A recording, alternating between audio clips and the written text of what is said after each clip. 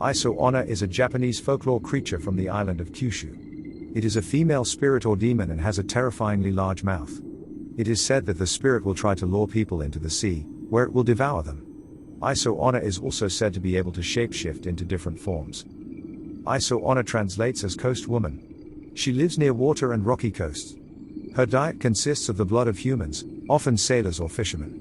Other folklore lists them as being a female spirit or demon that lives in the mountains, and it is said that the spirit will try to lure people into the mountains, where it will devour them. Onna is also said to be able to shapeshift into different forms.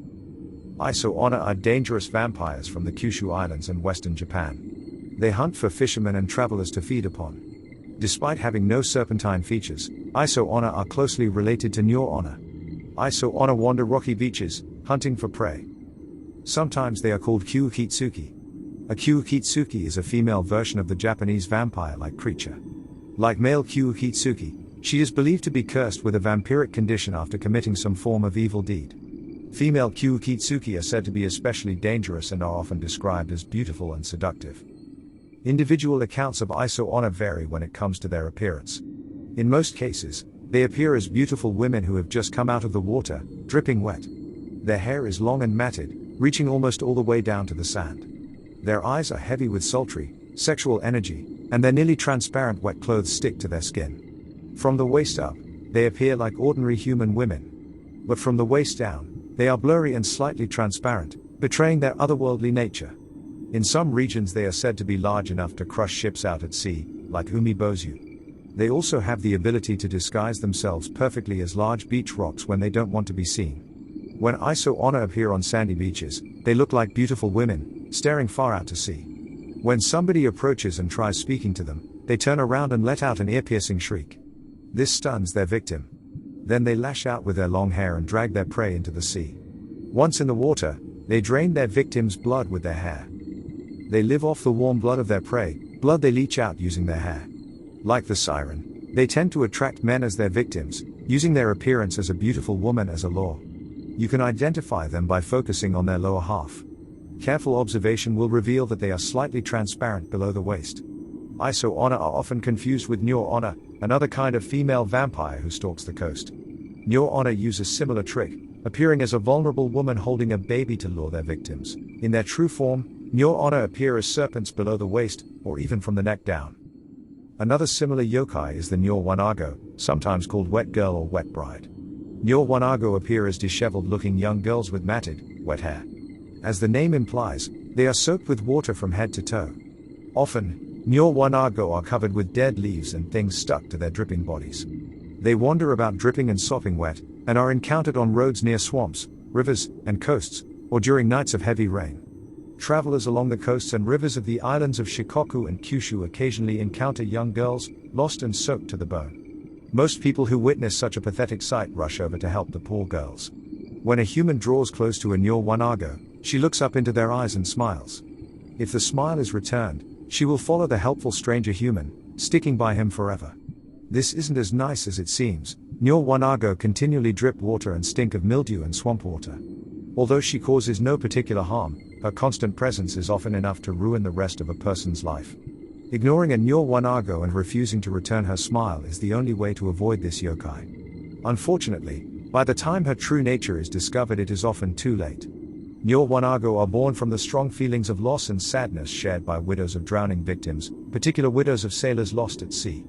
These feelings build up and materialize into a Wanago, whose desire for attention is the amplified desire of heartbroken widows to see their husbands again.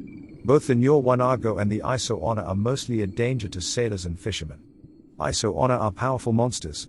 In addition to their striking beauty, they can employ other illusions while hunting. An Onna can make herself appear exactly like a rock, allowing her to blend in with the coastal environment she lives in. They can also be found out in the open sea. There are stories of massive Onna, monsters large enough to smash a ship with their arms. It is not clear whether the fishermen are exaggerating, or if the Onna are creating illusions, or if the Onna really do exist in giant forms on the open sea. In some stories it has been said that Onna will sometimes warn sailors of dangerous waters or storms. To some she is the protector of the sea. On rocky coasts without sandy beaches, Onna appear sitting on the cliffs and calling out to passers-by in an eerie voice. Their victims are mesmerized, and walk straight towards them, ignoring the dangers posed by the rocky cliffs. They walk off the cliffs and fall to their deaths, leaving the Onna free to feed on their bodies. Onna are most commonly encountered during the holiday seasons of Obon and New Year's Eve, when the border between the realm of the living and the spirit world can be more easily crossed. A short story by Giles Ravensong tells of a fisherman encountering a Onna. The sky was overcast.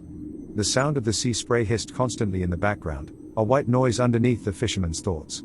He felt frustrated. Nothing ever seemed to go his way lately. 3 times he had gone out to sea, and 3 times he had returned with nothing. She didn't say anything, but he could see the resentment in his wife's eyes. She had always had unreasonable expectations. Whenever he failed to fill the table with food, she would punish him in subtle ways. Their marriage had always been like that, small, hurtful competitions, invisible to outsiders. He kicked at the wet sand, small clumps flying outwards toward the rocks. He was just now approaching the rock lines. It was a section of the beach that transitioned suddenly to rocky outcroppings. Jagged boulders lay about, as if dropped by some giant. It was called the blinds because no one could see you when you stood behind those boulders. An attractive place for many of the local teenagers, for reasons you can well imagine. As he passed by the narrowest stretch, he felt his spine tingle. It was such a strong chill, it pulled him out of his own misery.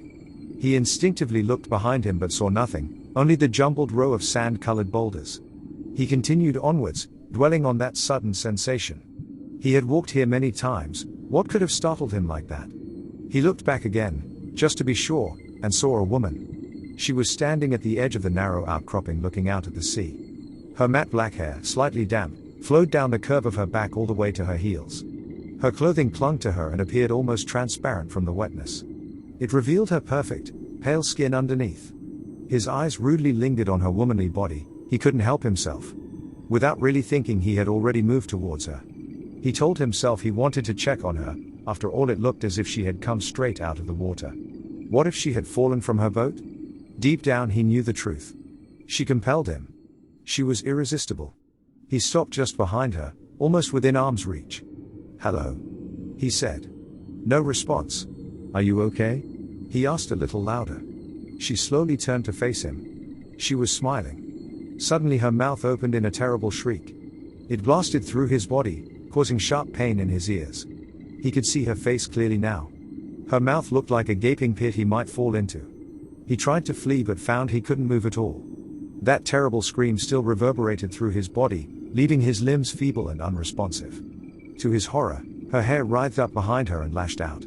Strand upon strand wrapped around his legs, his arms, his torso, his face. The strength returned to his body, but it was too late. He struggled as hard as he could, panic taking over, as he felt himself being pulled off the ledge and into the sea. The Onna or coast woman is a mysterious yokai that lurks in the waters of Japan. She is a fearsome creature that is often associated with tragedy and death. Although she may appear frightening and dangerous, she is also said to be a protector of the sea, warning sailors and fishermen of potential danger. Her long claws, disfigured face, and haunting presence are sure to make anyone think twice before venturing out onto the sea.